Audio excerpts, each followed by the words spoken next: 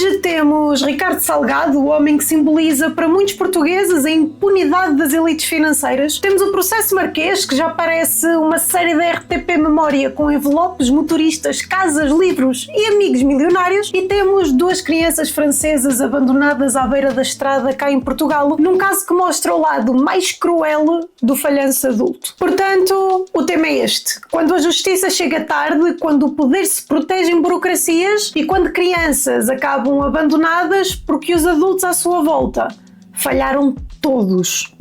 Posso ser bruta?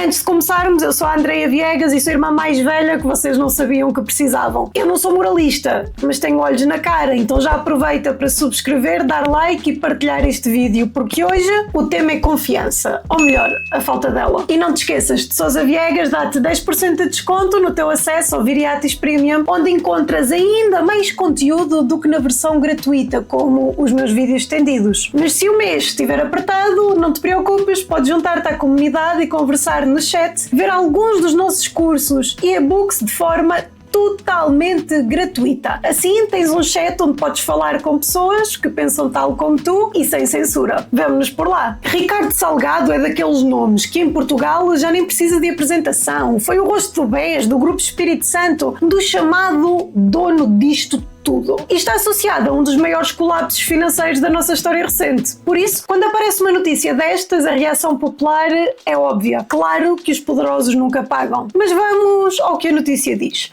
O Ministério Público defende a suspensão da pena de Ricardo Salgado no cúmulo jurídico, considerando-a inútil por causa da incapacidade provocada pela doença de Alzheimer. Ou seja, o Ministério Público não está a dizer que ele é inocente, não está a pagar condenações. Estão só a dizer que se ele já não tem capacidade para compreender a punição, a execução de pena perde sentido penal. E a frase central é esta: seria um ato inútil sujeitar uma pena a alguém que não a entende. Juridicamente, isto tem lógica. O problema é o contexto. Estamos a falar de um homem condenado a 6 anos e 3 meses de prisão.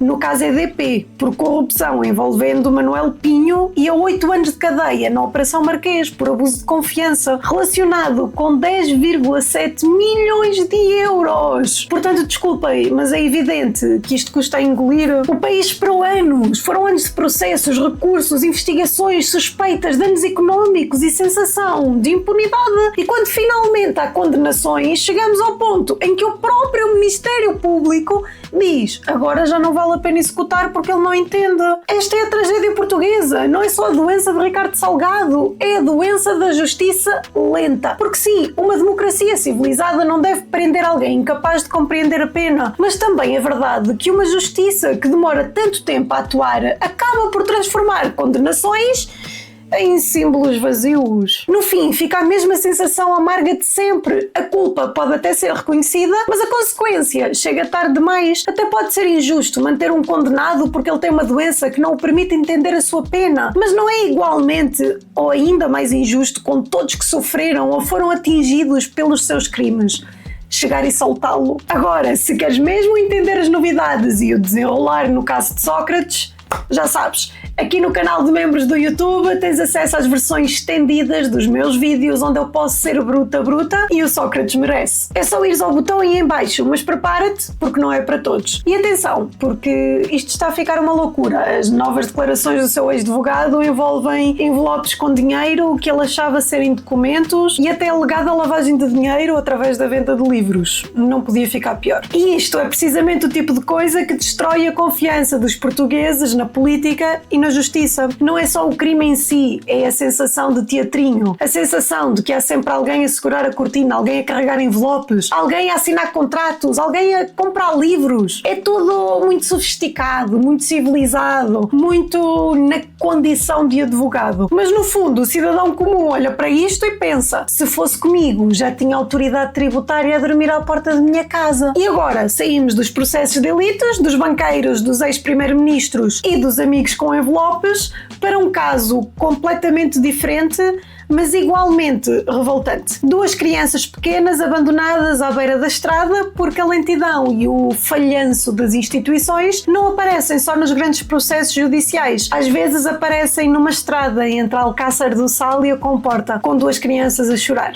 Mas vamos ao próximo. Antes de tudo isso, Maria João Faustino não é jornalista, ela é investigadora, doutorada em psicologia, com um trabalho sobre violência sexual, género e os mídia. Quais as opiniões publicadas desta senhora no público? Cada uma melhor que a outra. Pelicô, os violadores não são monstros. Deepfakes sexuais, a violência não é só sobre Taylor Swift, é sobre todas nós. E a minha favorita, Isabel Cristina, para o Vaticano, as vítimas perfeitas são mártires, imaculadas e mortas. E isto é importante, porque o problema começa logo aqui. O P3 faz um carrossel com o título Thunder, no meio importa Andrew Tate e traz manosfera para o ringue. E no próprio resumo, diz que foi perceber o evento à luz das culturas da masculinidade tóxica. Ou seja, antes de analisarmos o evento, já nos entregaram a conclusão, com um discurso muito académico. O carrossel diz: isto, na minha perspectiva, é inquestionavelmente muito menos sobre o desporto e muito mais sobre a masculinidade. E eu paro logo aqui. Se isto é sobre desporto de combate, espetáculo, influencers e boxe de exibição, porque é que a grande lente de análise é uma psicóloga feminista e não um lutador, um treinador, um promotor ou um influencer que também lute? Querem lugar de fala para tudo, mas quando o assunto é homens, lutas e cultura de combate, afinal o especialista ideal é alguém de fora do fenómeno. Está certo? Lugar de fala com horário de expediente. Depois diz que alguns meios colam a origem do fenómeno ao combate em 2017 entre Floyd Mayweather Jr. e Conor McGregor. E aqui há uma manipulação sutil, porque sim, esse combate não era influencer boxing puro, era um crossover de boxing, mas mostrou uma coisa essencial: rivalidade, conferências caóticas, egos gigantes e espetáculo vendem bilhetes. Isto não nasceu com o número. Lutas de exibição existem há décadas. O que mudou foi a internet transformar isto num produto direto para as audiências digitais. E aqui entra o ponto que o carrossel finge não perceber. Isto é entretenimento. Pode ser parolo? Pode ser exagerado? Pode não ser para todos. Claramente não é para mim, mas há pessoas que gostam. O Paulo, por exemplo, fez tudo para ver a Celine Popo Freitas contra o Wanderlei Silva, um campeão mundial de boxe contra uma lenda do MMA. Isto não é masculinidade frágil, é espetáculo desportivo com uma narrativa de conforto, aquele cheirinho à infância. Não gostas? Não compras bilhete? Olha que conceito revolucionário. Liberdade individual. O carrossel ainda diz que não demorou a ser replicado por pessoas que não vinham de desportos de combate, referindo-se a Jake e Logan Paul. Sim. E a indústria do entretenimento vive de formatos que saltam entre áreas. Os cantores viram atores viram apresentadores, influencers viram empresários. Mas quando influencers entram no ringue, de repente é decadência civilizacional. Curioso que não achei lutadora de boxe no teu perfil, apenas psicologia feminista. Depois vem a frase: a manosfera portuguesa é uma mimetização absoluta. E associam o número a modelos importados dos Estados Unidos e de figuras como Andrew Tate. Aqui já estamos num salto mortal. Andrew Tate não inventou carros de luxo, ostentação, provocação, rivalidade masculina, conferências agressivas, muito menos o trash talk. Isso existe no boxe, no wrestling, no UFC, na cultura de combate há muito tempo, e no Brasil, até no meio de influencers e cantores. Se alguma coisa aconteceu aqui foi o contrário. O Tate copiou muito da estética dos lutadores e dos promotores de combate. Aliás, o próprio McGregor, citado indiretamente no carrossel, é um exemplo perfeito. Ele insultava, provocava, fazia conferências absurdas, vendia a luta como se fosse uma guerra mundial e depois, no fim, muitas vezes havia o quê? Um abraço, reconhecimento, muito respeito, porque as pessoas que conhecem combate percebem uma coisa que certos comentadores fingem não perceber: muita da provocação é só promoção, é storytelling, é clickbait físico, é exatamente aquilo que jornais fazem com manchetes destas. E aqui entra a hipocrisia mais engraçada. O carrossel critica que influencers monetizam polémica e atenção, mas o público faz um carrossel sobre isso, publica artigo, gera tráfego, vende publicidade e assinaturas à volta do tema. Isso chama-se o quê?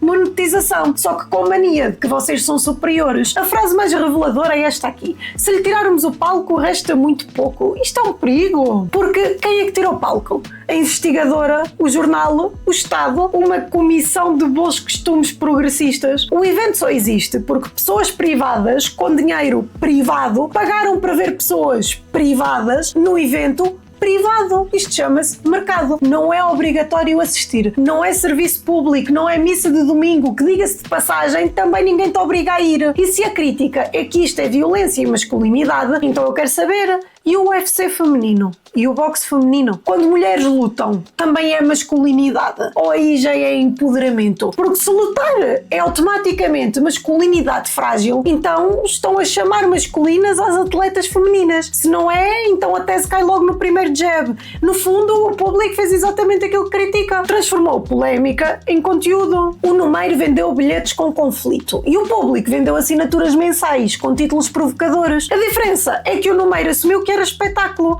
Eu não acredito que estou a defender o número. O Carrossel tentou fingir que era análise profunda de uma pseudo-feminista à la Beauvoir. Agora vamos ao caso que tem abanado completamente o país. Casal é preso por abandonar 2 meninos menores de 5 anos à beira de estrada em Portugal.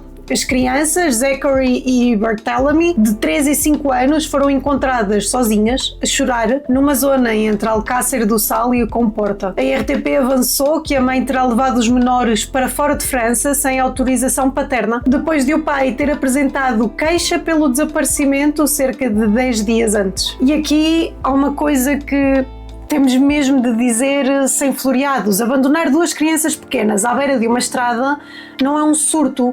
Isto não foi um momento difícil, não foi um drama familiar, isto foi uma crueldade inacreditável e inaceitável. Estamos a falar de crianças que não têm idade para pedir ajuda com clareza. Ter deixado uma mochila com comida e água não transforma isto num acampamento dos escoteiros. Isto foi exposição ao perigo.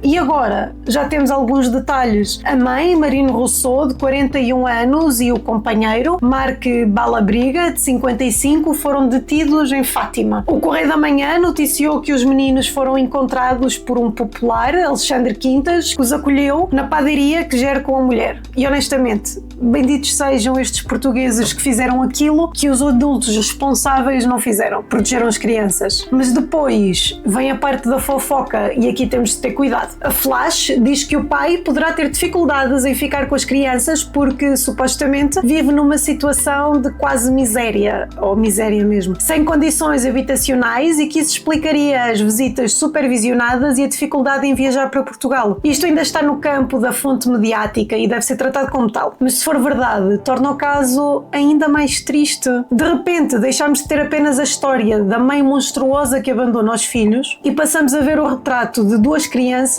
presas num sistema onde ninguém parece ter condições reais para as segurar. A mãe está em prisão preventiva. O padrasto também. O pai pode amá-los. E há notícias de que disse pensar nos filhos a cada segundo. Só que amor não paga renda, não cria quarto, não compra estabilidade e o senhor está a viver numa tenda. E isto é horrível de dizer, mas é verdade. Uma criança não precisa só de amor. Precisa de proteção, de casa, rotina, comida, escola, presença, segurança mínima. Agora, o que me incomoda profundamente é isto. Como é que 2 crianças chegam a este ponto? Como é que desaparecem de França, atravessam fronteiras, acabam em Portugal, são abandonadas à beira da estrada e só depois é que isto explode? Quantos sinais é que já deviam existir antes? Quantas decisões falharam? Quantas instituições sabiam que aquela família era frágil? Estes casos raramente acontecem do nada. Há sempre histórico, há sempre tribunal de família, há sempre queixas, conflitos, avaliações, visitas supervisionadas, decisões provisórias. E mesmo assim, 2 crianças acabam numa estrada.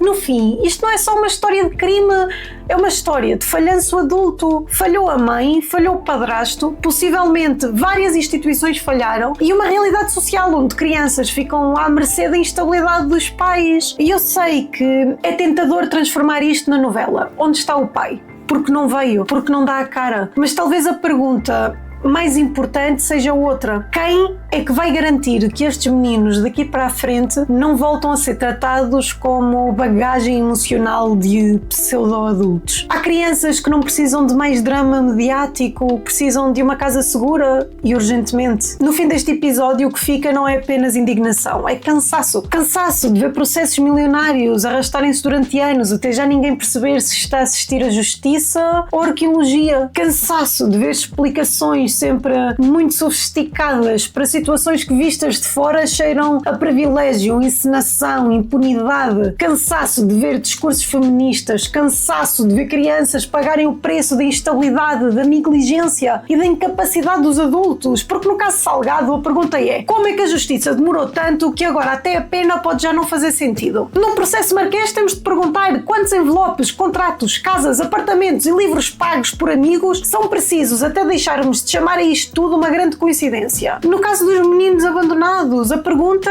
é talvez a mais dolorosa de todas. Quantos sinais foram ignorados antes de 2 crianças acabarem sozinhas numa estrada? E é isto que destrói completamente a confiança das pessoas. Não é só o crime, não é só a acusação, não é só o escândalo. É a sensação de que o sistema só funciona quando já é tarde demais. É tarde demais para punir com efeito, é tarde demais para reparar os danos, é tarde demais para proteger crianças. E quando uma sociedade se habitua a isto, começa a ficar anestesiada. Olhamos para os banqueiros condenados e encolhemos os ombros. Olhamos para ex-governantes em tribunal e fazemos piadas. Olhamos para crianças abandonadas e consumimos a história como se fosse a novela da tarde. Isto não é normal. Não é normal que a justiça demore décadas. Não é normal que o poder esteja sempre rodeado de envelopes e amigos muito prestáveis. Não é normal que crianças pequenas atravessem fronteiras e acabem abandonadas. E se ainda conseguimos ficar indignados, então talvez ainda haja esperança.